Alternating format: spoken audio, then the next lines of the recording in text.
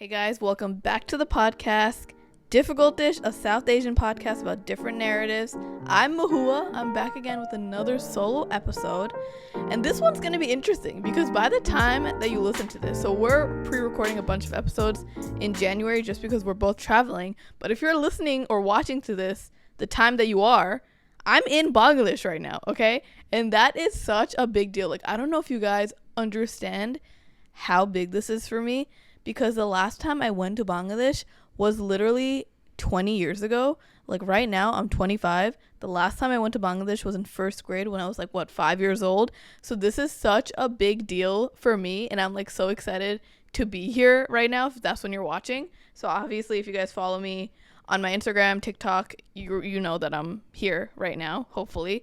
And I'm going to go with my mom. I'm going with my brother. My brother's actually coming last minute. He was not supposed to come. But since we are going after such a long time, he was just like, when am I going to have another chance like this again, right? So he booked his ticket very last minute. I booked my mom's ticket. I was supposed to come to Bangladesh. So the Bangladesh plan was planned way ahead in advance. We planned this last year. So I actually am here with the team at Alter Youth. And if you guys don't know what Alter Youth is, it's basically this organization that provides all of these scholarships for students in Bangladesh. And they graciously asked me out of nowhere last year to be one of the ambassadors, basically, to just show this to my audience and just tell people about this scholarship system. And now we have over 300 kids that are being sponsored in Bangladesh, almost 400, I believe. And so that's the reason that I'm going to Bangladesh, is basically to see all of these kids that are being sponsored. And I'm going to a village in Bangladesh I've never been to. My mom actually has never been to either. And the village's name is called Tetulia. And that is going to be one of the first ever non-dropout or dropout free generations in Bangladesh, because a lot of these kids, grow up to become child laborers. They get married off early. They have to provide for their family, so they don't have a normal life in elementary school. So it's so crazy that through me, so many of you guys are able to just provide a better life for these kids. So basically the itinerary is to land in Dhaka, which is the main city in Bangladesh, and stay there for maybe 3 or 4 days with family, and then go to Tetulia via plane, and then take a long car ride as well, because it's very deep in, and see these kids for 3 days, and then come back to Dhaka. And it's very nerve-wracking, just because, again, I haven't gone in so long. This is the first trip that I'm not planning anything for, because it's my mom's country. She knows best, hopefully, and I have no itinerary. I don't really know exactly what to pack. My mom's also very nervous, just because things are so modern now. I just learned recently that they have Uber there, right? I did not know any of this, because when I went there 20 years ago, they did not have these subway rails. They did not have Uber. So it's going to be a very big culture shock, but I'm still so excited, just because I've been craving my homeland. Okay. No one gets this unless they had a home country that they go back to every few years or whatever, but they were born in America. It's you're in this in-between state where you have your home country that you love, that maybe you grew up not loving as much, but then you live in America. You just want to go back once in a while to just connect to your roots, and I've been begging to go back for years, since I think early college or high school, but we really had no reason to go back besides just some of the family that lives there. We weren't financially ready to take a whole trip there with the whole family. So I'm really happy to be doing this right now. But this episode, right, this little solo episode, we got to think about what to call the solo series with us. Okay, let us know if you guys are also liking this solo series. But in this solo episode, I wanted to talk about, first of all, the visa process of getting my passport for Bangladesh, just because it's something that I've never seen before. And second, the haggling and the buying souvenirs process for Bangladesh, right? When you go back to your home country, there are some checks and balances that you have to go through that I wasn't accustomed to, right? So it is definitely an experience. So if you haven't experienced it yet, welcome. You're going to get a very in-depth review of what it's actually like from someone that just went through it. And if you guys have experienced it, then you know exactly what I'm talking about, okay? So the first thing, let's talk about the Bangladesh embassy in Long Island City, Queens, and New York, and talking about the passport, right? So at the end of December, me, my mom, actually my whole family, we went to go get our passports done for Bangladesh, right? For Bangladesh, you have to get like a specific visa to fly there. You can obviously get it like in the country in Bangladesh, but we wanted to get it beforehand just so we don't have like too many things to worry about. So me, my brother, and my mom, we went inside. My dad was like outside. And this is just in like Long Island City, Queens, right? There are so many Bangladeshi people in this small little building. You would think that this is Bangladesh right in front of you, right? But this is just Queens in New York. And it was such an experience, right? So we walked in, and obviously there's like security, whatever, they go through a bag, but barely. And we sit down. It feels like it's like a political agenda. I made a TikTok video about this, very short, like very briefly, but I want to talk about it a little bit more just because this is such a thing that I feel like people don't really know of, right? So we all sat down in these seats. We had to like fill out forms and stuff, basically like all of our information, our passport information, blah, blah, blah. The seats were just like foldable chairs, right? And they were not arranged neatly at all. It was just like all on top of each other. It was like all pushed in a corner, basically. You have to step over one another to get to a seat. And we were just like filling out the forms. And then it was so funny because everywhere that you look, there is like Sheikh Mujibur, which is like the father of the nation, his daughter Sheikh Hasina on the wall, and it seems like people are holding like political parties there, right? Like it seems like people are voting there because it's so nationalistic. Yeah, there's a TV that's like celebrating the Independence Day, and it's just like a standstill commercial looking thing, or maybe just like a picture.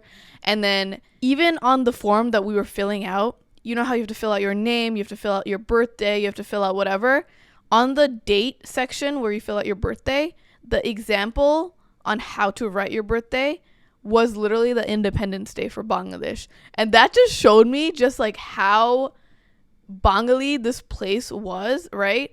And we had to put our name down for the ticket to like, you know, go up to the front desk to give out all our forms because there were so many people there. But there was such a long wait. And we filled out all these forms. Honestly, it was on us for not getting the ticket right when we walked in because we didn't even realize that was a thing. We walked in, we were filling out the forms right away, so we could have like been waiting for the ticket to be called while filling out the forms, but we didn't do that, so that was on us. But we were waiting hours for the ticket, right? And when we got to the desk to give them our forms, we thought that was it, right? The person that was like looking at our forms literally did not care. He was like, "Oh, you're missing all these things." And it was things that like we did not have. It was like a birth certificate. It was like forms that you had to print online. We obviously had no access to that. And my mom was like, "What the hell? Like we came all this way and now this is basically like an L because we can't fill this out right now." And he was like, "Yeah, you got to get all these things." And we're like, "What the heck?" And then I told her to ask someone else because there's no way that you have to do all of that, because I've had friends that also went and they never told me to do any of that. And the other Bengali person at the desk was like, "Oh, that was just like a not a mandatory thing.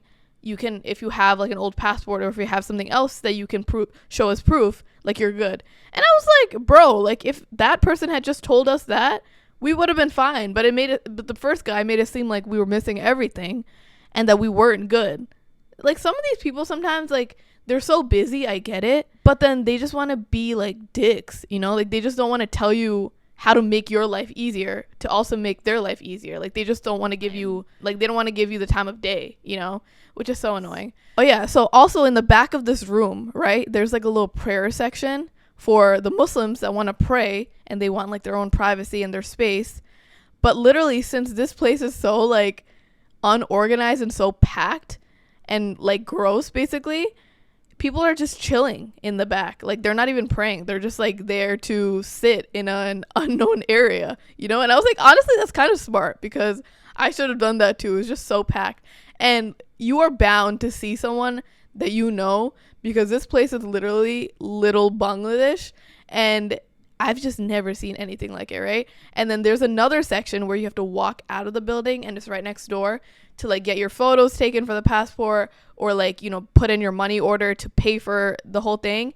And I was like, this is such a small room, but there are so many overstimulating things that make you feel too much, right? Like there's a long ass line of people trying to get ahead of you. Some of them smell. Some of them are trying to talk to you because they're, a lot of Bengali people know one another, or they're just trying to fill in like the dead silence by having small talk. What village are you from? Where are you from? What college did you go to? Whatever. And then there's like all these signs on the wall that have no relevance at all. And it's just like such a cramped place. It's literally like the equivalent of like Chinatown, Times Square in New York. And it was just a little bit uncomfortable. Thankfully, I was wearing, well, actually maybe not thankfully, because that made me more of a target. Like I was wearing modest clothing, so I didn't get too many stares. But I was wearing like my Joy Bangla tote bag, and I was wearing like a very my Queen of Hearts like hoodie that was very like South Asian. So that did make a few people look at me. And also when I was talking to my brother, just like normal conversation, nothing of importance, the people would turn their necks so quick and stare at you for so long. It just makes you feel uncomfortable. So it's like, do you stare at them back, or do you just move on with your conversation as if nothing happened? Because I feel like at this point, being there, it just gave me a taste of what Bangladesh is like, because I know that people can't mind their business, because my mom is the same way, and people are just like all up in your space. Yeah, it was definitely an experience, I highly recommend avoiding that if you can, but obviously if you are trying to get a visa, you have to go there. But I would recommend maybe like bringing a book or like a game or something to play with, or having headphones just so you can like be in your own world, because that was definitely something I was not prepared for, right? So right after this whole process, by the way, once we put our ticket in and we got our forms approved, we had to wait like 3 or 4 hours to get our actual passports back. So we had to come back later in the day to pick that up, which is fine, whatever. So since we had that time in between, my mom and we took the train, we went to Chinatown, obviously to get some souvenirs. So originally when she told me that we needed to get souvenirs for Bangladesh, I thought that she meant like jewelry. I'm not really sure why, like a jewelry store, things like that. But we got there and she was like, no, this is not what I meant. I meant like New York City souvenirs, like trinkets, like little things like that, right? And I was like, oh, okay, that is very like specific. So then we got back on the train, we got to Chinatown. And Chinatown, I don't know if you guys have been there recently, but even me being a native New Yorker, I was kind of shocked by this. But like a lot of the stores in Chinatown now are just owned by Bangladeshi people. Like there's a whole chain of stores that are just owned by primarily Bengali people or Indian people, but mostly Bengali. It's not Chinese people owning these stores anymore. And that's why my mom was like so shocked, because she was so used to like the early 2000s buying things from there, and it was just like owned by Chinese people. Obviously there are Chinese stores there and Chinese people own those stores, but there's like a whole strip that is just owned by brown people, which is crazy. And they're just like all, again, very overstimulating. They're just like all outside trying to get you to come into their store. It feels like little Bangladesh again, and people are trying to sell you this. Another person is trying to sell you like a knockoff Gucci purse. Another person is trying to sell you like a curse word shirt, and it's also raining at this point, right? So it's just like so much. And so we were basically just like going through store to store, trying to figure out what we wanted. I also didn't really understand what exactly she wanted to get, because she wanted to get like New York keychains and like souvenirs and things like that, but then she also wanted to buy like perfumes and like watches and whatever. And I was just like a little bit like confused, because for me, when I think of gifts, it is like jewelry, it is like perfumes and things like that, but it's not really like watches, So in the beginning we bought like keychains, we bought like whatever the deal was, buy 10 keychains for $10, whatever it was, right? And then this is when the real life stuff happened, right? We went into one store and my mom was looking for cologne and perfumes for family back at home. We also don't really have much family back at home, like on my mom's side. So I was confused on why she was buying this much stuff. And then I come to realize that it's like the distant family members, someone that she met maybe years ago, but she wants to like save face and like give them gifts. I get it. When you are an American and you're going back to Bangladesh, it's expected that you bring gifts for the people there. But it's also like, in my head, if I don't know someone that well, I'm not going to get you a gift, right? But it's like kind of like a okay, I'm back after 20 years. Here's a gift from America, the land of the great, you know, even though I feel like a lot of people back in Bangladesh are a lot richer than the people here. But anyway, so we went in for perfumes, right? Little did I know that when my mom said perfumes and colognes, you know, maybe one or two, a few, did I ever think that it was going to end up being 10? No, I never thought that, right? Lord and behold, the guy that was, you know, trying to get us in was Bengali. So he was pitching us all these beautiful luxury perfumes. And, you know, they're not like cheap, but they're also not that expensive. Like they're cheaper in comparison to like buying them at real luxury stores. But if you're buying 10, obviously the price is going to rack up, right? So you would think that a luxury perfume is like what, at least $40 to $70, like in that range. Tell me how my mom was able to haggle that down so much to the point where it seemed like the people owning the store had no profit. Like there's no, and it's just so, it's an art form, right? It really is, because I feel embarrassed as the daughter, because I'm like, how is it possible for, you know, for example, to bring something down from $500 to like $100? Because like, it's just embarrassing, because it's like, bro, just like give the full amount, because I'm not the type of person to haggle. I don't know how to. And I feel like it's disrespecting the business owner, because I have a business, you know. I don't like when people try to do things like that with me. So I try to give back that same respect, especially if it's a small business owner. But also at the end of the day, I know these business owners expect hagglers to come, and they know that they have to bring down the price. And sometimes they overshoot it because they know it's like a tourist. They're going to pay more money than usual. So when my mom like brought down the price so much and also so gracefully, it like made me shocked. And then she had the audacity to tell me that like what she did wasn't even like that crazy, because she knows people that can bring it down even more less or even more without even batting an eye, without even stuttering. That is an art form. That is a talent, okay? So she bought all these perfumes. It had to have racked up to like over $200 at least, right? And then she bought like a bunch of t-shirts, whatever, and like all this and that. She was also trying to find watches. So we were walking through all these stores to find like some watches. Finally, we found the store to get a bunch of like women's watches and also men's watches. I don't know why watches are like a big thing to bring back to Bangladesh. Just because they have watches, like they have things there, you know, like they can probably buy it there a lot cheaper. So I don't know why you have to go to Chinatown to get like not the best quality to bring it back. I don't know. But anyway, we finally found a store that was selling watches, obviously another Bangladeshi store. And I think we had like 7 watches that we were about to buy, right? So we found like a few women's watches, a few men's watches. We got like a pretty good price because we had 7, you know. The more you buy, obviously, the more of a discount you get. And then my mom was looking through her bag, trying to find like the right amount of cash to pay for this stuff. And she didn't have enough because she thought she had more, or maybe she couldn't find it in her bag, whatever. So then she tried taking out a few of the watches so that she could pay with like the amount that she had for maybe like 5 of the 7, right? But then the guy there, you know, the one that was like selling to us, was like, oh no, this discounted price is only if you buy all 7.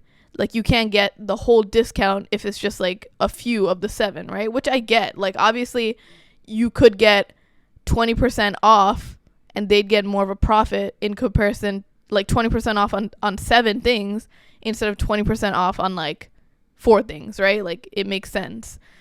And then there was like a back and forth thing, and then my mom like was about to leave, and I thought it was for show to make it seem like they would come after her, but then we actually left.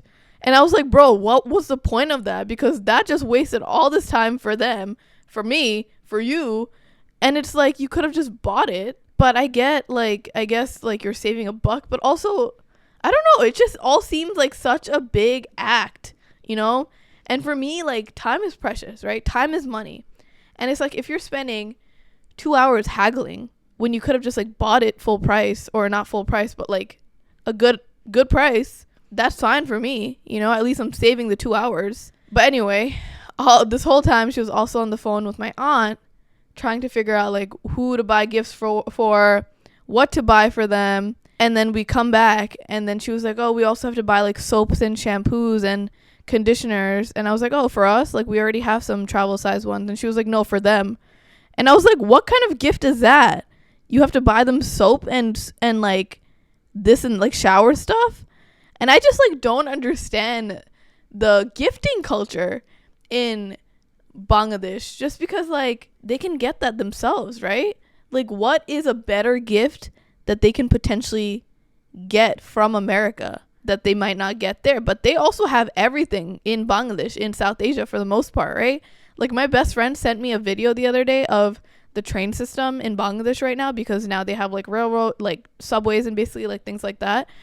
And it's a lot better than New York. Like, let me tell you, they have a lot more safety. The doors open, but it's kind of like the London system if you've been there. Like, there's more security where you can't jump on the tracks, you can't fall on the tracks. There's more cleanliness, it seems like. And I was like, they seem 10 miles ahead of like America or like New York. Like, they're good, you know? Things have changed. But yeah, anyway, that is my visa and haggling story. Please let me know if your parents or your family members are also like this, because it's a whole different breed, it feels like, right? No hate to my parents, you know, no hate to them, because I get it. It's a whole different culture. But it's just something that I'm not used to, you know?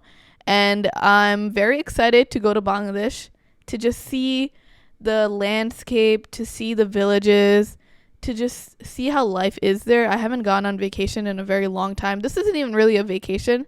It's just more of a necessity at this point, because 20 years of not going back to your home country is a big deal. So I'm very excited to just see how life goes there, if life is slower there, how I come back, if I feel inspired, if I'm just like more culturally connected.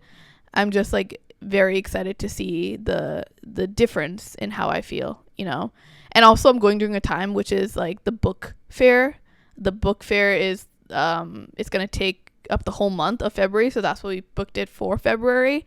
And I'm just like, you know, I've seen videos and I've seen pictures for so many years, and I'm just excited to like finally be there in real life. What else is there? So I finally have my visa on my passport. I'm ready to go. I'm finally a US citizen that can finally attend Bangladesh in the right way, I guess. And we are taking so many checking bags full of these gifts. My mom has been telling me for the past 2 months, oh, like, you know, the date is getting closer, make sure to pack. And it's like, there's no reason to pack 2 months early, okay? It's so funny because every single day I talk to her, it's the same thing, right? Make sure you shop for Bangladesh, make sure you've packed everything. And I'm like, bro, it's 2023 still, like, you know? And but I also got that preparation from her, because a month earlier than when I'm supposed to go, I already got like my travel gear and things like that, just because I'm a very over prepared type of person. So the thing that I already got was like my mini deodorant, my, you know, toothpaste, toothbrush, things like that. And I'm just now getting like the neck pillow for the plane, just because my neck pain goes crazy when I sleep normally. So God knows how it's going to be on a 19-hour flight. And then I'm getting the adapters for Bangladesh, the international adapters, just because I forgot that you have to have like a different plug for anything when you travel outside of the country, right? But I think that's it for me. Oh, also like traveling, like packing cubes, right, for your luggage and things like that. I feel like gifts alone cost thousands of dollars. Like, I feel like it's a lot more than just the ticket alone. You would think that an international ticket would cost a lot of money, which it does, but the gifts and the luggages and everything alone costs so much more, because I've been using my same luggage from like the 90s. Well, my parents basically immigrated here in, probably. Like, I still have the luggage and like the carry-on and the checking luggages, where the wheels don't turn 360. Like, you guys know what I mean, right? If you guys have been using luggages for a while, you know that it's like a new thing-ish. Maybe not new, maybe I'm just like way behind. Maybe I'm still in like the 1900s, where the wheels on the bottom turn 360. So then when you're walking down the aisles on the plane, you can put it in front of you and push it so that you're not a nuisance to everyone behind you, right? I still have the luggage that does not turn. So I have to pull my luggage from behind me so that it takes up all the space, or I have to hold it, like pick it up and carry it. And that's so much work, and it's so heavy sometimes. But anyway, my mom and my dad, they bought all these new luggages to bring to Bangladesh, and the wheels don't rotate. I'm pretty sure. So I'm like, why did you spend all this money on these luggages that are going to be a nuisance to everyone, you know? So they should have just left that to me, but it's fine. At least I have a little hands off with being the oldest daughter, and I can hopefully relax. It's so weird to not have an itinerary and like not know exactly what I'm doing. I already told my parents that I want to actually sightsee and do things in Bangladesh instead of just staying at home or just going to the mall. Obviously those things are fun too, but if I'm going there after 20 years, I want to go to the museum. I want to learn about history and see like the architectural like sites and things like that. So, you know, that hopefully works out. But yeah, anyway, that is the end to this episode. Please let us know how you've been liking this little like solo mini series. It's fun to just like talk about our own experiences separately and just like dive in deep, you know, just because I have so many stories and Mashoon has so many stories that we want to talk about. We just don't have the time to do it on like a full episode together, you know? So this is always so much fun for me. But as always, make sure to like and subscribe if you guys are watching on YouTube. We have been loving just like recording like video episodes.